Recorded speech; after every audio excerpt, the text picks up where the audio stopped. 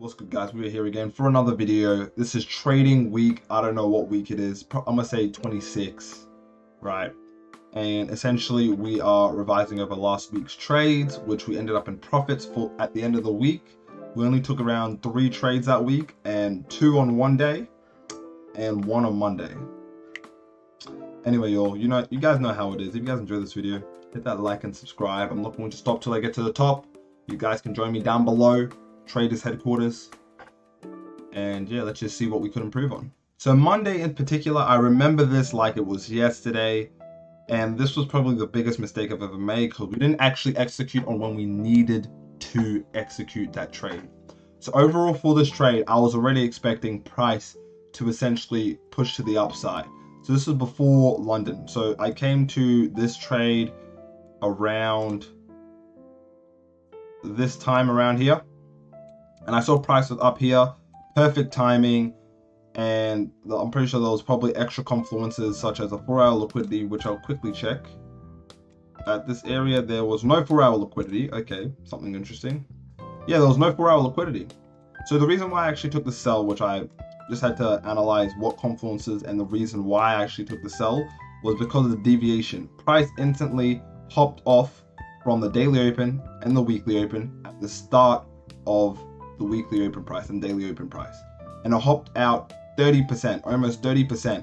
So when price deviates this much without actually retesting or touching the daily / weekly open price, there is a higher chance for price to actually come back just to touch it. So in this situation, guys, just everything was leading out right, and I was like, you know what, I'm gonna take a sell. I'm gonna see how this do. And from this first push down at 6:30, I waited for this candle to essentially close, because I came back to the charts and I saw this and I was like, you know what, price looks like it really wants to push down. So I decided to take a sell, left it at that, and you can clearly see what happened later on. I achieved a 1-to-1 essentially. And what I could have done better was to stick with my original plan. Essentially, at this time, I wasn't patient because from the past few weeks, price has been going according to my prediction. So if I said price is going to go sell here, buy here, price will go sell there, buy there. So in this situation, I took the least probable trade and it ended up going exactly how I would like it to, just because of how price was moving, to grab all the liquidity. And my original objective was essentially to take a buy to go with the bias, because price really just wanted to move up. So from here, guys, the reason why I wanted to take a buy in the specific area Y, which I'll entail to you guys right now, was my original plan was to take a buy here.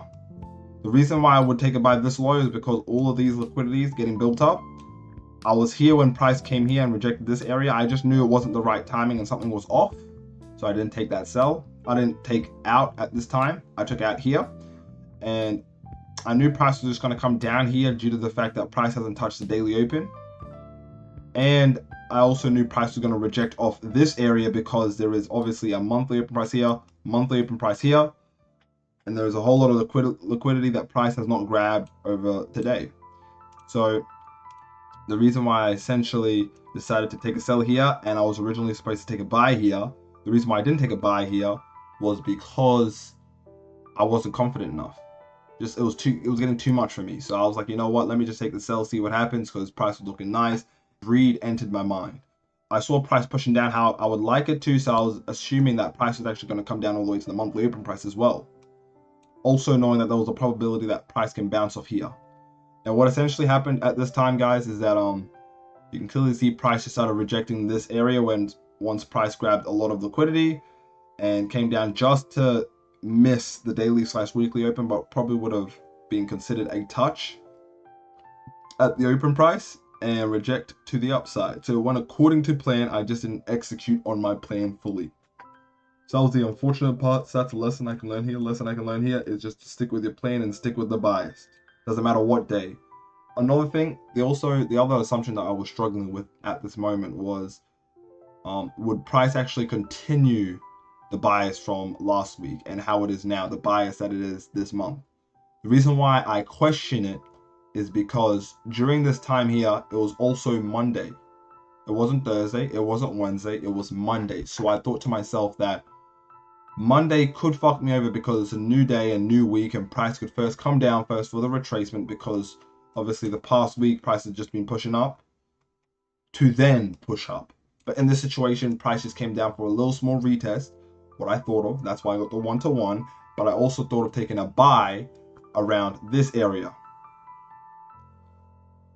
Pretty sure down here. The reason why was the 78.60 and the 88.60%. The time was 9:15. Usually when it's later, closer to New York session, like an hour or two before New York session, or just an hour, in my book, it counts as a good timing. Whether 8 p.m. or 9 p.m. is a better timing is something I need to keep on trading and keep on analyzing to see which one is proven to be more profitable.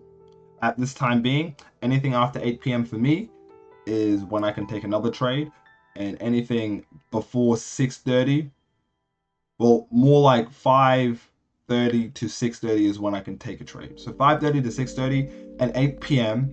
to 10 p.m. is when I can take trades. So that's what happened on Monday. Lessons to learn from this is just to trust your plan, go with the bias, and don't be scared and don't be greedy. So I had like 4 lessons I had to learn that day. Tuesday I didn't trade anything. Pretty sure that happened. The next trade, which I ended up in profits and I secured a 1-to-2, was this place here.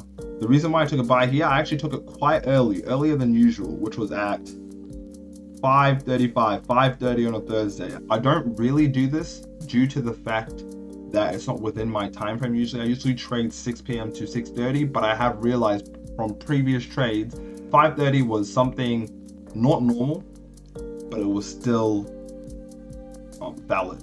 So from this, I still held it in until I saw this huge move down with this 5-minute candlestick, which is bearish. And I was like, you know what? I don't really want to hold this for too long because it doesn't look like price necessarily wants to break through.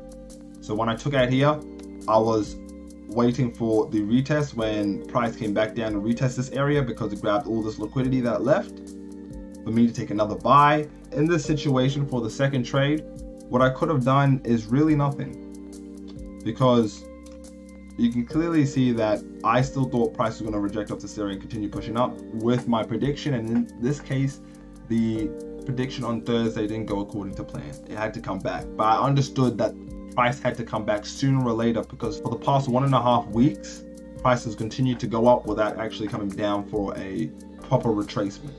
So in this case, I suffered the consequences. I woke up with a loss, but this loss fortunately was less because I risked less.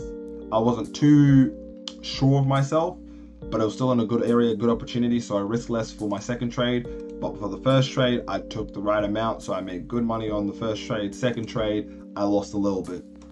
So the lesson I can learn in this situation, really, I can't even say anything. Probably just to target the TPs for my second trade, because if I was to target my TPs for the second trade, I would have secured myself something like a 1-to-2.46, which would have been really good, and I would have been up even more for the week. I would have been closer to passing my first phase, which I'm actually getting really close to, you guys.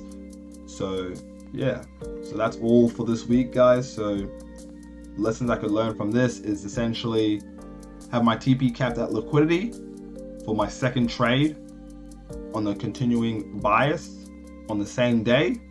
That's a little bit of, compact information. Another one is from Monday: follow your predictions, don't be greedy, and understand the bias. So if you guys got anything out of this, hit that like and subscribe. Like I say, guys, I'm not going to stop till I get to the top. You guys can come with me, of course, and if you do, you must become disciplined, consistent. And down below is Traders Headquarters, where we all just chat, send our trades in before and afters, and we just talk with other like-minded people. So I hope you guys enjoyed this video, and I will catch you guys for tomorrow.